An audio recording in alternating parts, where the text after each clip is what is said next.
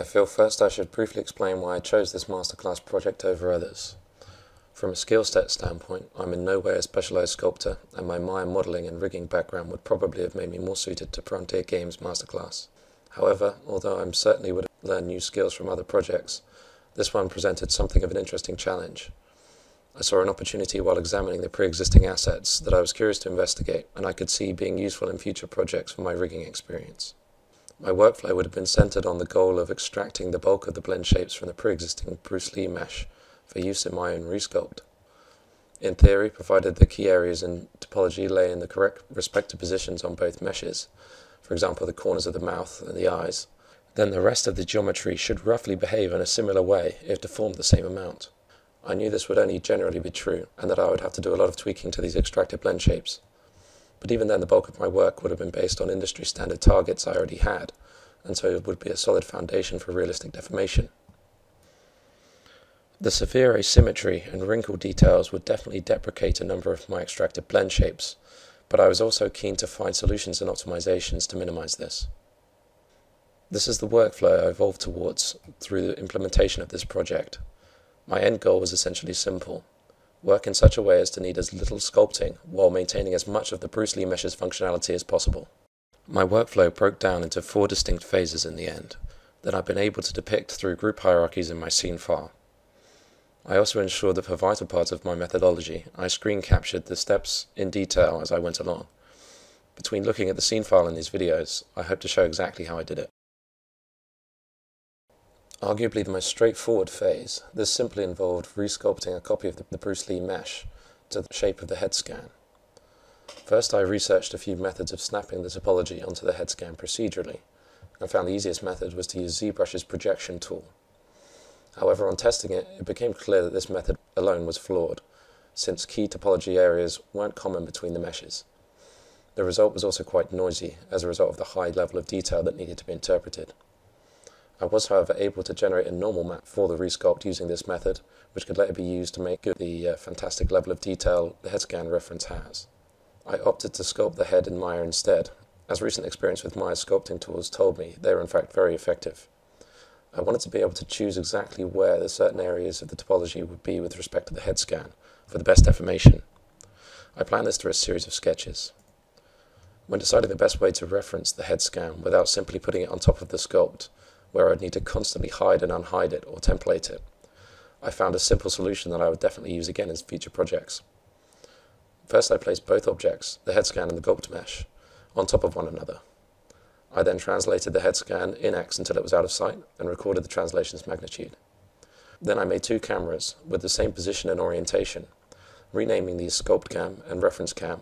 I orient constrained the latter to the former, offsetting the former by the previously recorded X translation.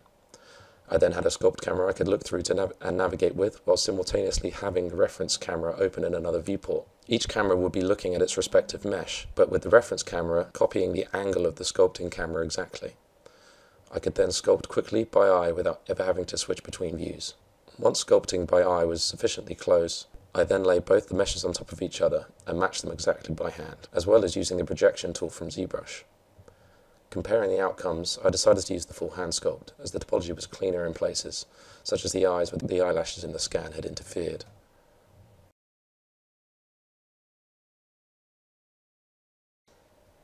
Even with the fully sculpted model matching the reference exactly, there was still only so far this reference could take me.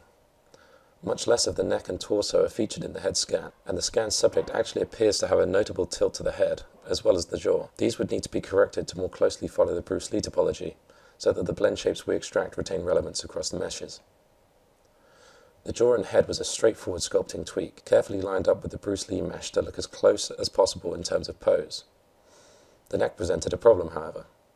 Any interpretation of the subject's neck beyond the head scan would be guesswork, and simply keeping the neck scan as shown would dramatically distort the UVs when tested.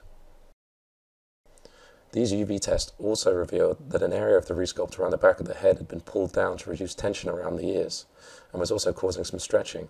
The solution I chose was to make a new corrected mesh from a weighted blend shape target, where the neck and back of the head would be weighted more towards the Bruce Lee mesh, and would then smoothly transition into our matched resculpt. The final challenge was creating open eyes for our neutral pose. This was as simple as a copied resculpt. The original with eyes closed was retained to use as a blend shape later.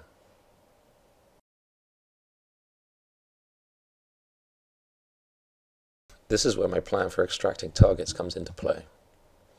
First, I made a copy of the Bruce Lee mesh with duplicate special to retain the blend shapes. Then I created a symmetrical version of my neutral resculpt. I did this using my Symmetrize tool, choosing the left side. Here's the clever bit.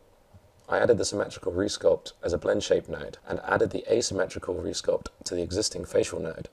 I now had a source from which I could set each blend shape, duplicate the mesh, and then use that duplicate as a target for a future base mesh. The process of extracting all these blend shape targets was tedious and could definitely have been scripted with relative ease, but in the interest of time I did it manually for this project. Once extracted, I went through each and corrected them where there had been inaccuracies.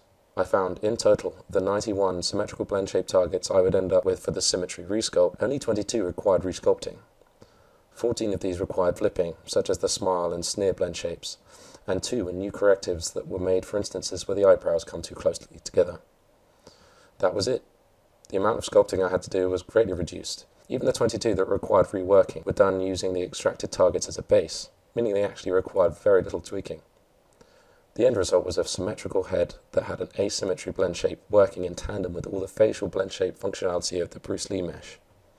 There was, however, a significant problem to address.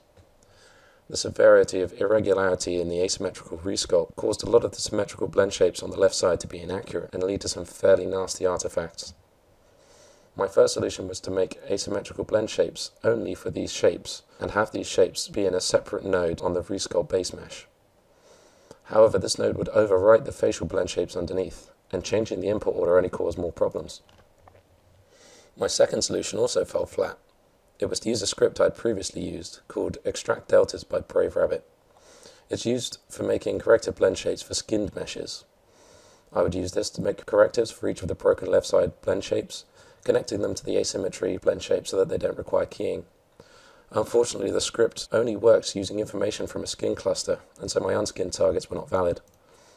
Finally, I conceded to remove the symmetrical functionality of the rig altogether, as although it was extremely useful in saving me time creating targets, it serves no practical function in the final rigged head. In my final iteration, my base mesh was then changed to be a copy of the neutral asymmetrical resculpt. As a result of this, all my targets would also need to be tweaked to include asymmetry. I achieved this using the same target extraction technique I'd used on the Bruce Lee mesh copy, only on my symmetrical resculpt with this asymmetrical blend shape turned on. This was again time consuming, and I'd come to slightly regret not writing a script at this point. The asymmetrical targets I'd made in the hopes of making correctives before were used in place of these extracted targets. Finally, these were all linked to the asymmetrical base mesh, which I've called result mesh. From here, I animated cycles of these blend shapes working and tweaked these targets further to push and clean up the deformations.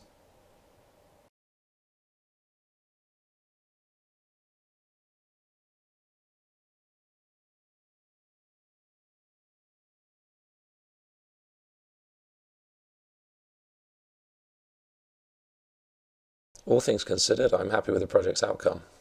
Although the targets could be polished a little more thoroughly by a more experienced sculptor, and the animation demo is far from professional, the goal of experimenting with an efficient workflow through to its conclusion has been achieved. The target extraction process has definitely meant a level of believability has been retained from the original Bruce Lee mesh's blend shapes, and a massive amount of time has been saved. I'm aware of issues with the fleshy eye blend shape targets being a little muddled, a problem which animating the blend shapes has brought to light. Given more time, naturally I'd like to have built a full head rig and integrated the blend shapes into it to see how well they worked. I also saw 2 opportunities for scripting that were missed. One, a version of extract deltas that would not require skin clusters, and one for extracting the targets procedurally to make a new library. However, I'm glad I prioritized my time the way I did, since my main aim was more important. Everything I've covered has been included in another document with a few additional details I missed while narrating. The clearest way to see how this method works is definitely to look at the scene file. Every significant mesh created throughout the method has been organized into their respective phases in the hierarchy, making it easy to trace back through time. Thank you very much for watching.